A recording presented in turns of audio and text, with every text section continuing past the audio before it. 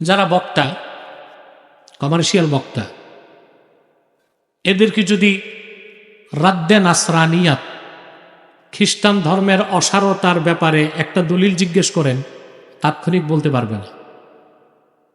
কিন্তু একজন দাঈ আল্লাহকে প্রশ্ন করলে বাইবেল থেকে 50টা ভুল বের করে দেখায় দিব। কি হচ্ছে বক্তার দায়ীর মধ্যে পার্থক্য। একজন কমার্শিয়াল বক্তা ইসলামের ব্যাপারে কি কথাগুলো এসেছে বেদে, উপনিষদে, বুঝলেন, ঋগ্বেদে, বক্তা বলতে পারবে না। একজন দাঈ আল্লাহ একেবারে মুখস্থ করে সব রেখে দিছে, পৃষ্ঠা নাম্বার সহ বলে দিবে, হিন্দুদের ঠাকুর আর ব্রাহ্মণরা হতভম্ব হয়ে যাবে। এই হচ্ছে দায়ী আর বক্তার মধ্যে পার্থক্য। আলহামদুলিল্লাহ, এখানে আমি দেখেছি বিশিষ্ট দায়ী মাওলানা মুফতি জুবায়ের সাহেব এসেছেন, আছে না? আছে, আলহামদুলিল্লাহ। আব্দুল হাকিম সাহেব, মুফতি আব্দুল হাকিম, তিনিও দায়ী। আমাদের দেশে এখন ঘরে ঘরে মুফতি, এত মুফতি আর দরকার নাই, এখন দরকার দায়ী আল্লাহ। কি দরকার? এত মুফতি দিয়ে করবেন কি? পরে তো আর ফতুয়া নেওয়ার লোক থাকবে না, সব দেওয়ার লোক থাকবে। এজন্য আমি বলেছি, মাওলানা জুবায়ের সাহেবকেও বলেছি, আব্দুল হাকিম সাহেবকেও বলেছি, আমাদের দেশের প্রত্যেকটি মাদ্রাসার ইফতা বিভাগে দাওয়াতটাকে চালু করা উচিত, শরবা দাওয়া চালু করা উচিত। মুকারানাতুল আদিয়ান, কম্পারেটিভ রিলিজিয়নের উপর পড়াশোনা করানো উচিত। এতে দায়ীগণ ইসলামের শ্রেষ্ঠত্ব তুলে ধরতে পারবে, অন্য সকল ধর্মের মিথ্যা অসারতা প্রমাণ করতে পারবে। কিন্তু আমার দেশে ওলামায়ে কেরামের এখনো দাওয়াতের মেহনত যতটুক যেভাবে করা দরকার সেভাবে করছেন না। তার কারণ হচ্ছে অমুসলিমরা যে কিভাবে বাংলাদেশে ক্ষতি করতেছে মুসলমানদের, এই সম্পর্কে তাদের কোনো ধারণা নেই। আপনারা শুনেছেন গত এক সপ্তাহ আগে রংপুর হারাগাছে 300 মুসলিম খ্রিস্টান হয়ে গেছে।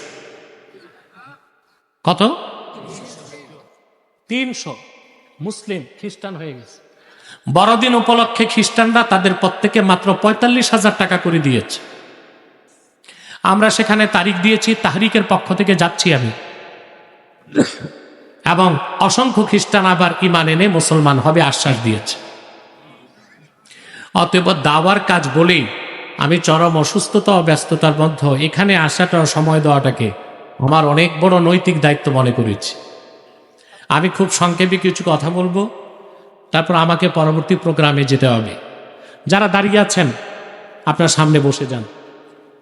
এত বরকতপূর্ণ মাহফিলে আমার মনে হয় ফাঁকে ফাঁকে বসার চেষ্টা করুন, আর প্যান্ডেলের বাইরেও কিছু বিছানা থাকলে বিছান, যেন কিছু সময় মানুষ রিল্যাক্সে বসে কথা শুনতে পারে। সম্মানিত সুধী, চেঞ্জ করে নাও। আল্লাহ তাআলা তার হাবিব মুহাম্মদ সাল্লাল্লাহু আলাইহি সাল্লামকে কোরআন কারীমে ডাক দিয়ে বলেন, উদউ ইলা সাবিলি রাব্বিকা বিল হিকমাহ। মুহাম্মদ সাল্লাল্লাহু আলাইহি ওয়াসাল্লাম, আপনার রবের পথে মানব জাতিকে দাওয়াত দিন, আহ্বান করুন, বিল হিকমা, হিকমতের সাথে, ওয়াল মাউইযাতিল হাসানাহ, আর উত্তম নসিহতের মাধ্যমে, ওয়াজাদিলহুম বিল্লাতী হিয়া আহসান, আর প্রয়োজনে তাদের সাথে বিতর্ক করুন উত্তম পদ্ধতিতে। এটাই হচ্ছে দাওয়াতের মূল 3টি নীতি। কয়টি নীতি? হিকমা, মাওয়াইজে হাসানা, আর জিদাল, বিতর্ক।